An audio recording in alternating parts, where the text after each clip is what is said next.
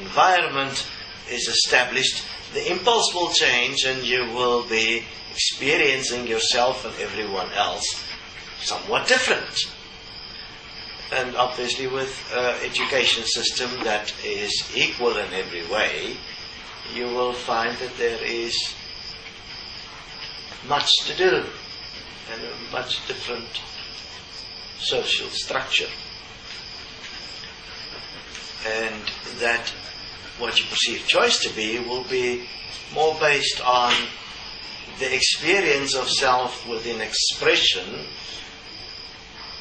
than it will have to do with what you've done so far, either surviving or trying to win so that you can be one of those with more than your fair share. Strangely enough, that one would actually deliberately act to try and gain more than your fair share and then justify it as if it is morally justifiable. It's obviously not morally justifiable. You just have to change your position and the polarity and you'll see it. But that requires self-honesty, which is a rather difficult point. But those with more than their fair share has caused the problem that they would have to face also the correction of the system.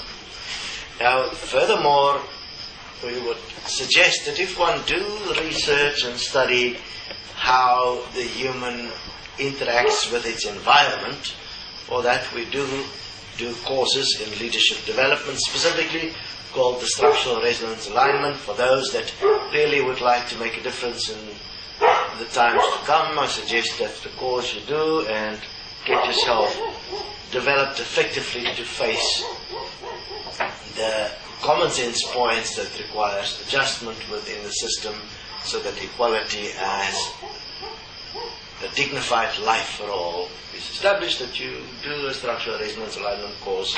It will also obviously support, through doing the course, the implementation of the eventual system through political means.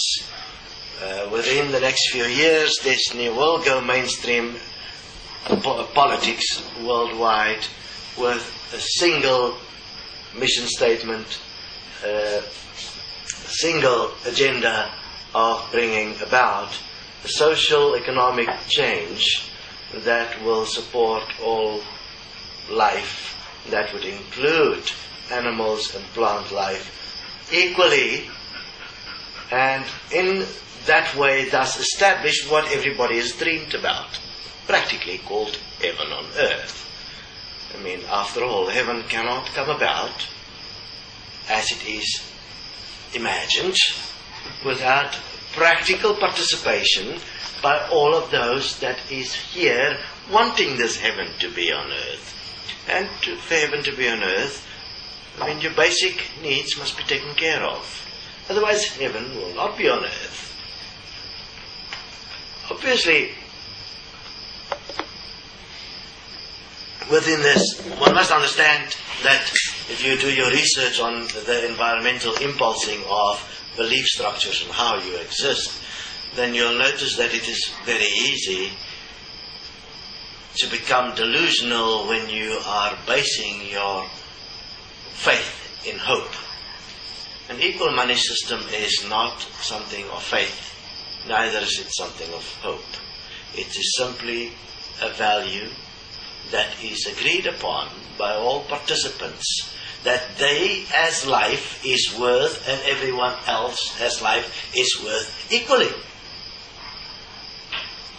Obviously, within that, each participant would give themselves the best value they possibly can, isn't it? And in doing so, also give everyone else the best value possible. Will there be some difficulties and adjustments? Obviously. But can we even begin to imagine what it will be? Not yet. That's why we are studying that already. We are already preparing to face any points where the human, through the addictive norms that has formed part of the personality that is currently pretending to be a human here on earth, is going to act out with the sudden freedom, because have a look, whenever there's sudden freedom, the human go a little bit delinquent. It's not delusional, it's delinquency. It's like you have no parameters within which to understand your new experience, and therefore you act out. So we will go through a delinquency period for a moment till everybody find their balance and realize there's a consequence to what you do. So here is the future again. An equal money system. A practical solution for Earth, which in all practical terms is the actuality of heaven on earth, instituted by man, me and you, each one, ourselves, through taking responsibility, preparing for an effective crossover into the next environment, obviously. In that environment, the stimulus of that environment will be different, and you will not have the body you have, because you will have given it up, so that one can enter the hereafter as a dignified being, one that is accomplished, satisfied, proud of what you have achieved on earth. Imagine that makes your entry into a new environment so much easier and so much more with strength and with trust in yourself. If one don't have those points in place, and you get to the other side and you leave behind a delinquent, delusional society and world where no life is honored, you cannot stand on the other side and pretend that you have in any way acted sufficiently effective to make a difference. And that will have a bearing on your experience on the other side. So we invite you to join, invite you to discuss, and to consider the common sense points that will be presented and discussed and opened up in terms of the preparation for presenting to the masses of the world, that's those that's not listening currently, because they don't have access to the wonderful technologies, but they will have soon. And make sure you're not the one that is being asked the question, why did you not treat all life equal?